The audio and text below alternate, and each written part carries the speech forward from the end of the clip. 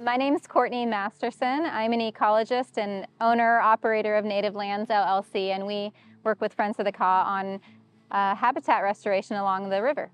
I think the first time I got on the river was with a Friends of the Kaw partnership event. It was like a clean water household cleanser kind of event, which is a really interesting topic to relate to one another, but it was the first time I'd ever paddled on the river with a bunch of friends, many of whom were part of the Kansas Women's Environmental Network, which is where I met Dawn in the first place. But we did 10 miles. My first paddle was 10 miles, which is a big chunk. But everybody was really great and supportive, and I'll remember it forever. I met Dawn. She had become the river keeper a few years earlier. I met her at a Kansas Women's Environmental Network meeting, and we became fast friends. She's an amazing person.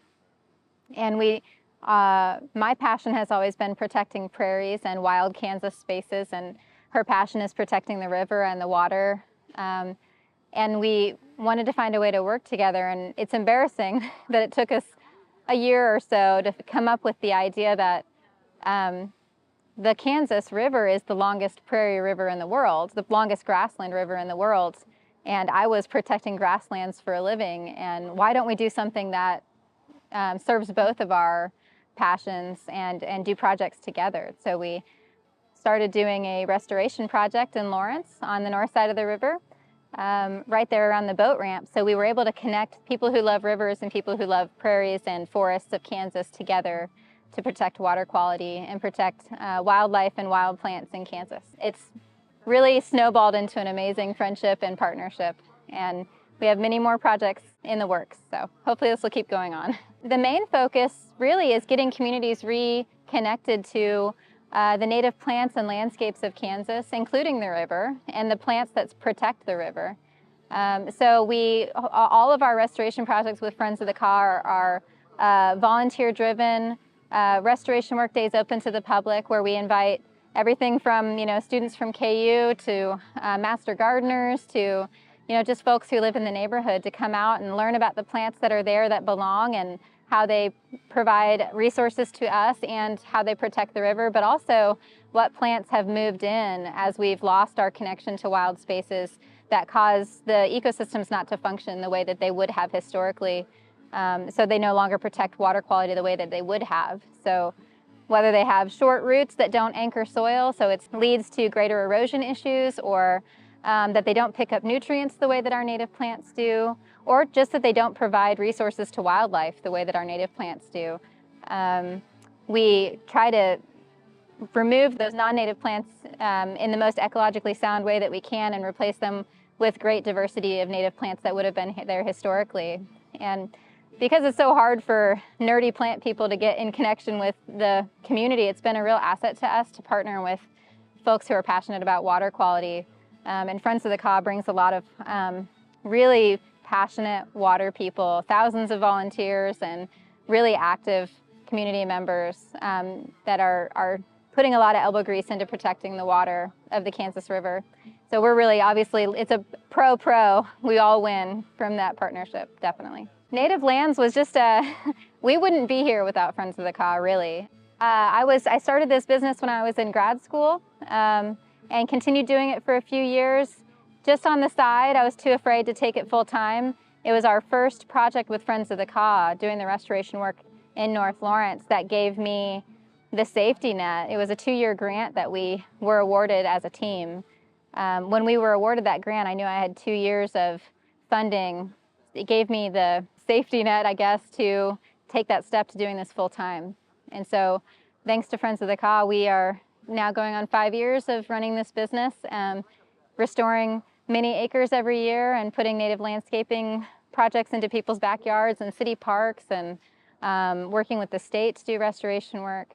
We've grown really quickly and in a really healthy, strong, networked way because of our work with Friends of the Kaw. I'm really grateful. They're always present at our work days, and those moments that we get to share before and after the volunteers show up, being able to say, wow, 500 people came to these work days and we planted thousands of trees and we did this together. And this was just some crazy dream we had sitting at a table eating and talking about environmental issues, in this wonderful women's group we were in.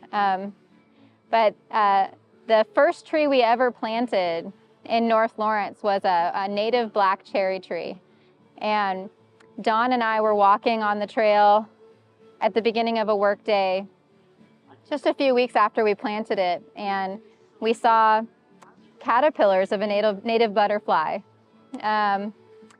It was a spotted purple butterfly. It's this huge ornate butterfly that uses cherry trees and plum trees for its host plant. That means its caterpillars can only eat those trees. And there were no cherry trees on that trail when we came to the site. And that tree we planted, the very first one, was hosting a dozen caterpillars. And both of us just looked at each other, and it was just like this proof of concept. And it just made you feel like this is exactly what we're supposed to be doing in this moment. And you could see the river, you could hear the river, and it was river people and plant people just kind of coming together, making this huge difference for this butterfly, and thus, the whole ecosystem, right? And all the volunteers were super excited, and I just feel buoyed by moments like that. I really hope that we can continue to feel what I feel like, even in the last couple of years, is this great swelling of excitement and reconnection to wild Kansas on all fronts. Friends of the Caw is experiencing a lot of growth right now, and I think it's not just the new generations that we put so much pressure on, but also folks who had lost connection to nature are redeveloping that relationship. And I don't know what's driving it. Maybe it's just everything. Everything at once is pushing people back into nature, but I hope that all that reconnection helps us continue to improve the quality of the water in the river and just get people back out to wild Kansas. I mean, we are so lucky to be home to so many crazy, beautiful ecosystems, and the river runs through such diversity. It's amazing. And all of this effort Friends of the Caw puts out to protect these spaces, I think it's going to make a big difference.